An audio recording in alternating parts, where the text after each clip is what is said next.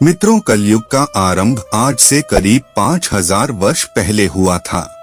इसका अंत होने में कम से कम 1,25,000 वर्ष बाकी है।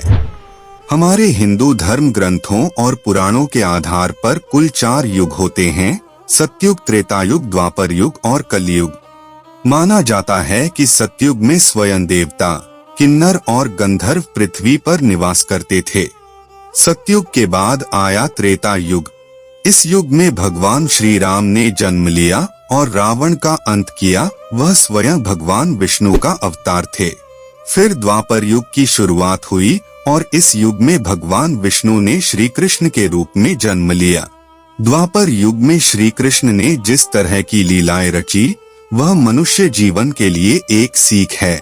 भगवान इन लीलाओं के जरिए मानव मात्र को कलयुग में जीवनयापन का पाठ पढ़ा रहे थे।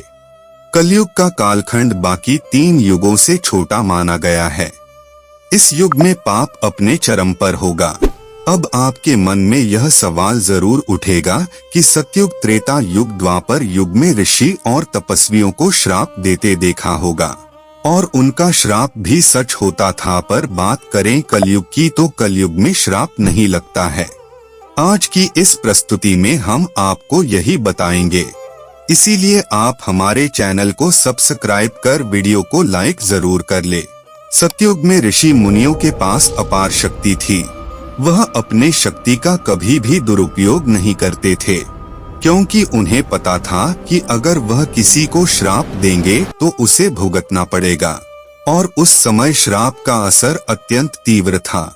उस समय सिर्फ ऋषि मुनियों ही नहीं, आम इंसान भी जो भगवान के भक्त थे, उन्होंने भी घोर तपस्या करके भगवान का जप, तप, ध्यान करके शक्ति प्राप्त किए थे। जो किसी को भी श्राप देते तो उसे तुरंत ही लग जाता था। सतयुग, त्रेतायुग, द्वापर युग, इस युग में पाप बहुत कम होता था और न ही कोई इसके लिए कानून बनाया गया था। अगर पाप होता भी था तो उसे नाश करने के लिए भगवान स्वयं इस धरती पर अवतार लेकर उसे नष्ट कर देते थे।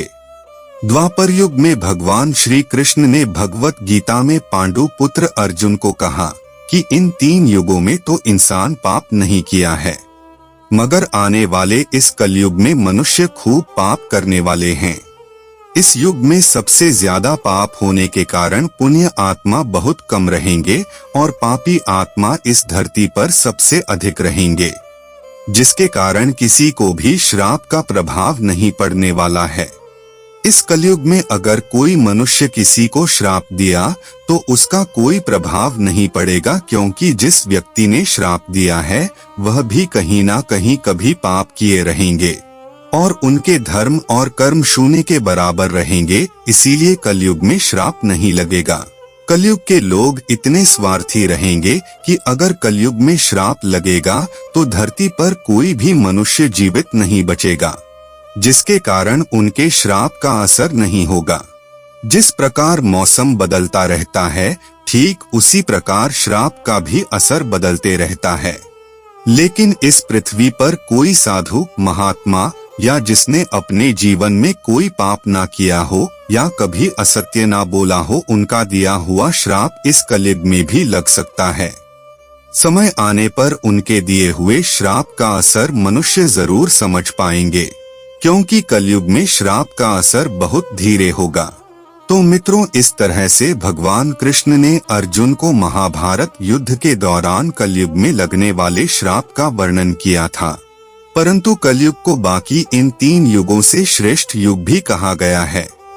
विष्णु पुराण में वर्णित एक घटना के अनुसार मुनिजनों और ऋषियों के साथ चर्चा करते हुए वेदव्यास जी कहते हैं, हे मुनिजन, सभी युगों में कलयुग ही सबसे श्रेष्ठ युग है, क्योंकि 10 वर्ष में जितना व्रत और तप करके कोई मनुष्य सतयुग में पुण्य प्राप्त करता है, त्रेता युग में वही पुण्य 1 वर्ष के तप द्वारा प्राप्त किया जा सकता है। ठीक इसी प्रकार उतना ही पुण्य द्वापर युग में 1 महीने के तप से प्राप्त किया जा सकता है। तो कलयुग में इतना ही बड़ा पुण्य मात्र 1 दिन के तप से प्राप्त किया जा सकता है। इस तरह व्रत और तप के फल की प्राप्ति के लिए कलयुग ही सबसे श्रेष्ठ समय है।